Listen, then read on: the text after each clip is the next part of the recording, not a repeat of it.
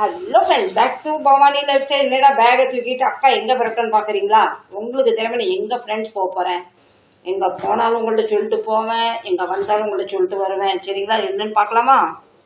எல்லாரும் இந்த பையில என்னென்னமோ வாங்கிட்டு வருவாங்க. நான் வேலைக்கு போயிட்டு தண்ணி பாட்டிலு மார்க்கெட்டுக்கு இருந்தால் நான் கொஞ்சம் காய்கறி, கொஞ்சம் பாலக்கீரை பண்ணி ரொம்ப நாள் ஆகுது. பாலக்கீரை வாங்கியாச்சு.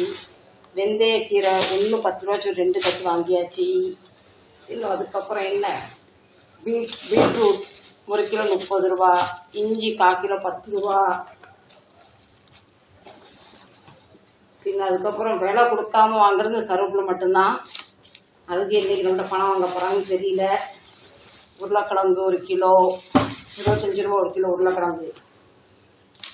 பின்ன அதுக்கப்புறம் நம்ம மாதுளப்பழம் 1 கிலோ 50 ரூபா வாங்கிட்டு வந்தாச்சு. ஓகே, மணியை பார்த்துக்கோங்க. நைட்டில் 1:30 ஆகுது. நீங்கள் நினைக்கலாம் 1:30 மணிக்கு உனக்கு போகிறோன்னா எங்களை ஏண்டி வீடியோ போட்டு உயிர் எடுக்கணும். இதெல்லாம் இப்போ நம்ம க்ளீன் பண்ணி வச்சா காலையில் சமையல் பண்ண ஈஸியாக இருக்கும். அதனால இதை இப்போ நான் க்ளீன் பண்ண போகிறேன், வெந்தயக்கீரை. சரிங்களா? எனக்கும் உங்களை மாதிரி பகலில் வேலை பார்க்கணுன்னு தான் ஆசை. ஆனால் என்னச்சியே நேரம் கிடைக்க மாட்டேங்கல. சோத்த பொங்கு, பாத்திரத்தை தேய், துணியை தொகை அப்படியே நம்ம நேரம் போயிடுது. நான் எப்போவுமே கருவேப்பிலை வாங்கிட்டு வந்துட்டு நல்லா தண்ணியெல்லாம் வடிக்கிட்டு இந்த மாதிரி டப்பாவில் உரி போட்டு வச்சுப்பேன். உருவி போட்டாச்சு. நம்ம வீட்லேயும் கருவேப்பிலை மரம் சூப்பராக வந்துருக்கு. நிறைய கருவேப்பிலை இருக்குது. அது எப்போ நமக்கு கடையில் கிடைக்கிறோ அப்போ எடுத்துக்கலாம். இப்போ ஓசியில் கிடைக்கிறதுக்கு எதுக்கு பணம் கொடுத்து வாங்கணும்? இப்போ சீர் கொண்டு போகிற மாதிரி தட்டு தாமலத்தை தூக்கிட்டு வந்தாச்சு. வெந்தயக்கீரை க்ளீன் பண்ணுறதுக்கு நல்லா டைம் எடுக்கும். காலைல டைம் கிடைக்காது. இதை க்ளீன் பண்ணுற இடத்துல சமையல் பண்ணி முடிச்சிடலாம். அதனால இப்போ க்ளீன் பண்ண போகிறேன். வாங்க க்ளீன் பண்ணலாம். க்ளீன் பண்ணலை. இதுவும் 10 ரூபா கட்டு தான். இது 10 ரூபா ஒரு கட்டு. இதுதான். இது இப்போ நாளைக்கு நைட்டில் பண்ணுறதுக்கு, நாளைக்கு காலையில் சப்பாத்தி கூட பண்ணுறதுக்காக. பாலக் இரும்பு சத்து உள்ளது. மழை பார்த்திங்களா, நல்லா சீப்பாக கீரை வகை கிடைக்கிது. அதான் கீரை வகையாக கீரை வாரமாக இருக்குது. நீங்கள் நம்ப மாட்டீங்க, எங்கள் வீட்டுக்காரருக்கு கீரைலாம் பிடிக்காது. எப்போ அந்த கையில் அடிபட்டதோ டாக்டர் சொல்லியிருக்காங்க க்ரீன் சப்ஜி நிறைய சாப்பிடுங்கன்னு. அவரே வாய் திறந்து எத்தனை வகை கீரை கிடைக்க வாங்கிட்டு வாங்க. சோதனைக்கு நம்ம 2 வகை தான் கிடச்சிது. அதனால் நம்ம க்ளீன் பண்ண போகிறோம். க்ளீன் பண்ணியாச்சு. குப்பை மட்டும் ஒரு தட்டு குப்பை வந்திருக்கு. 2 கட்டு கீரை அரைஞ்சது நமக்கு இவ்வளோ தான் வந்திருக்கு. இதை பண்ணால் இதை வாஷ்லாம் பண்ண மாட்டேன். அப்படியே மூட்டை கட்டி ஃப்ரிட்ஜ் வச்சுப்பேன். காலையில் சமைக்கும்போது தான் கழுவு இருக்கும். வாஷ் பண்ணி வச்சா ரொம்ப நொசன் ஆயிடும். அடுத்து வேலை நமக்கு இப்போ பார்க்க போகிறது, இந்த மாதுளை பழைய தூளியை உரித்து வச்சிடலாம். உரித்து இந்த டப்பாக்கில் போட்டுக்கலாம். ஏன்னா காலையில் தினம் 1 கிளாஸ் நான் மாதுளை ஜூஸ் கொடுப்போம் பார்த்தீங்களா, காலையிலேருந்து உரிக்க டைம் இல்லை.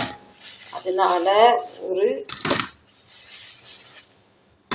இவ்வளோ மாதுளை பழத்தை உரித்து இந்த டப்பாக்கில் சேர்த்து வச்சிடலாம். ஓகே, மாதுளை பழத்தூளி உரிக்கிறதும் வெந்தயக்கீரை நம்ம க்ளீன் பண்ணுறதும் நொல்லு பிடிச்ச வேலை. என்ன செய்ய, ஏன்னா சத்து மிக்க பொருளில் கஷ்டப்பட்டால் தானே சத்து கிடைக்கும். இருங்க, இப்போ ஒரு 3/4 டப்பா குடிச்சாச்சு. இவ்வளோ துளி இருக்குது. இல்லைன்னா குப்பைக்காரர் காலைல 7 மணிக்கு உசுறு எடுப்பார், பெல் அடிப்பார்.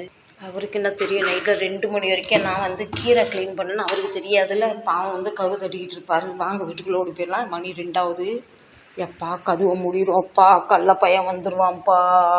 எல்லோரும் தூங்கிக்கிட்டு இருக்காரு. எவனும் கடத்திட்டு போனால் கூட இவருக்கு தெரியாது. இவரை மல்லாக்க கலந்து தூங்கிட்டு இருக்காரு. கதவை நல்லா பூட்டிடலாம். இப்போ மணி பாருங்கள் 2:30. ஓகே, வெளியே பாருங்கள் ஒரு சத்தம் இல்லை. இப்படி தான் என்னோட நைட்டு ரொட்டீன் வேலை. ஓகே, இதை ஃப்ரிட்ஜில் வச்சுருவோம். இந்த பழத்தை தூக்கி இங்கே வச்சுருவோம். இப்போ நான் காலையில் உங்களை மீட் பண்ணுறேன். Okay, good night. Morning friends. விடிஞ்சிட்டு இப்போ சமையல் பண்ண ஆரம்பிக்கலாமா? மணி பாருங்க 7:30. கீரை நல்லா வாஷ் பண்ணிக்கலாம். கீரையில் நிறைய மண் இருக்கும், நல்லா அதை வாஷ் பண்ணிக்கலாம். நல்லா வாஷ் பண்ணியாச்சு. இப்படியே வச்சுட்டோம்னா நம்ம தண்ணியெல்லாம் இதிலே கலெக்ட் ஆகும், கீழே எதுவும் சிந்தாது. கொஞ்சோண்டு வேர்க்கடலை வறுத்துக்கலாம். நீங்கள் வெந்தயக்கீரையில் வேர்க்கடலை போடுங்கன்னு சொல்லுங்கள். சிலவங்களுக்கு இந்த வேர்க்கடலை எதுக்கு போடுறாங்க, இந்த வெந்தயக்கீரையில் ஒரு சின்ன கசப்பு தன்மை இருக்கும் பார்த்தீங்களா, அந்த வேர்க்கடலை போட்டால் அந்த கசப்பு தன்மை போயிடும், இன்னும் குவான்டிட்டியும் கூடும், நல்லா டேஸ்ட்டாக இருக்கும். அதனால் மும்பையில் எல்லாமே கண்டிப்பாக வேர்க்கடலை போடுவாங்க வெந்தயக்கீரையில். பசிக்குது, கொஞ்சோண்டு சாப்பாடு கொடுத்துடலாம். பூண்டு, ஜீரகம் ரெண்டையும் நல்லா வச்சு எடுத்துக்கலாம். வெங்காயம், பச்சை மிளகா கட் பண்ணியாச்சு. இப்போ வேர்க்கடலை குறகுறப்பாக பவுட்ரு பண்ணிக்கலாம். நல்லா குறகுறப்பாக பவுட்ரு பண்ணியாச்சு. கடுகு, கருவேப்பிலை, வெங்காயம், பச்சை மிளகா நல்லா கொஞ்சம் கிண்டிக்கலாம். கொஞ்சமாக உப்பு. இந்த உப்பு இது கூட போட்டால் என்ன ஆகும், சீக்கிரம் நம்ம வெங்காயம் வதங்கிடும். அவசரத்தில் சமையல் பண்ணுறவங்க செய்யலாம். எனக்கு அவசரமும் இல்லை, எப்போவுமே நான் வெங்காயத்தில் உப்பு போடுவேன். பூண்டு, ஜீரகம் இடித்தது. வெங்காயம் நல்லா ரோஸ்ட் ஆகிட்டு நம்ம கழுவி கீரை கட்டிக்கலாம். கொஞ்சமாக மஞ்சள் எல்லாம் சேர்த்து நல்லா கிண்டி விட்டுக்கலாம். நம்ம வெந்தயக்கீரை வேகிறதுக்கு நல்லா டைம் எடுக்கும். எப்படியும் மற்ற கீரை ஒரு 10 நிமிஷத்தில் வேகுன்னா இது 15-20 நிமிஷம் எடுக்கும். அப்போ தான் நல்லா வெந்து வரும். முக்கால் வேக்காட்டில் எடுத்து நம்ம சாப்பிட்டா இது கொஞ்சம் வயிற்றுப்போக்கு உண்டாகும். அதனால் இது நல்லா வேக வச்சு எடுத்துக்கலாம். என்னை பொறுத்தளவுக்கு இது மும்பைக்காரங்க தான் வெந்தயக்கீரை ரொம்ப விரும்பி சாப்பிட்றாங்க. தமிழ்நாட்டில் இது வரைக்கும் நான் யார் வீட்லேயுமே வெந்தயக்கீரை சமையல் பண்ணி நான் பார்க்கல. நீங்கள் சமையல் பண்ணுவீங்களா சொல்லுங்கள். மற்ற கீரை சமையல் பண்ணி பார்த்துருக்கேன். இது ஒரு 10 நிமிஷம் மூடி வச்சுக்கும். இதில் அப்போ கண்டிப்பாக கொஞ்சம் பொறுத்து பாருங்கள், தண்ணி விட்டுருக்கும் பாருங்கள். பூண்டு,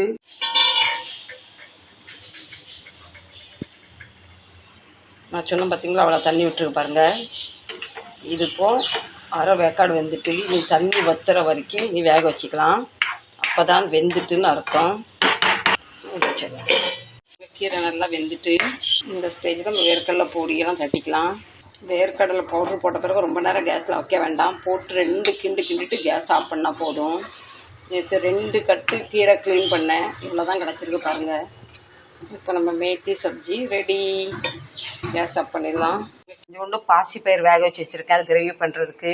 பின்ன அதுக்கு தக்காளி, வெங்காயம், கருவேப்பிலை, கொஞ்சமாக இஞ்சி பூண்டு போட்டால் நல்லா மணமாக இருக்கும். சிலவங்க இது இஞ்சி பூண்டு சேர்க்க மாட்டாங்க, நான் கண்டிப்பாக சேர்ப்பேன். கடுகு, ஜீரகம் நல்லா வெடிச்சிட்டு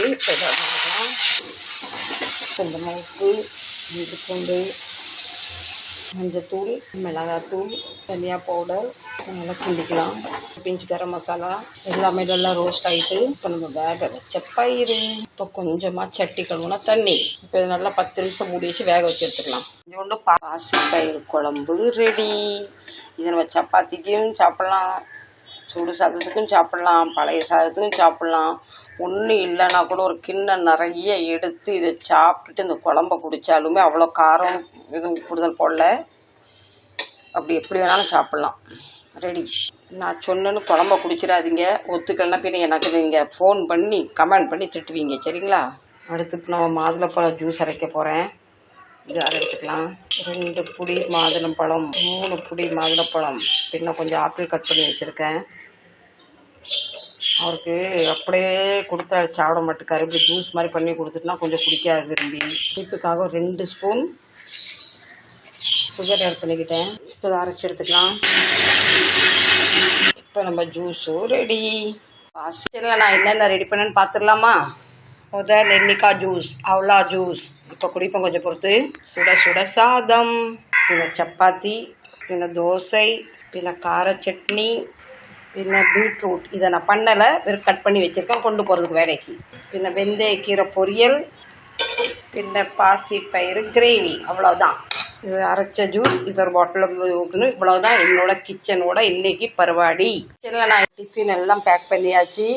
இந்த ஜூஸ் ஊற்றுறதுக்கு பாட்டில் ஒன்றுமே இல்லை. இருக்குன்னா மூடி லீக் ஆகுது. இது அப்படியே கொண்டு போயிடும். அவர் குடிச்சிருவார், அப்படியே வீட்டுக்கு கொண்டு வந்துடலாம். ஓகேவா? பையும் ரெடி. மெயினாக அவரோட மாத்திரை எதுவும் மறந்துடக்கூடாது. மாத்திரையும் ரெடி.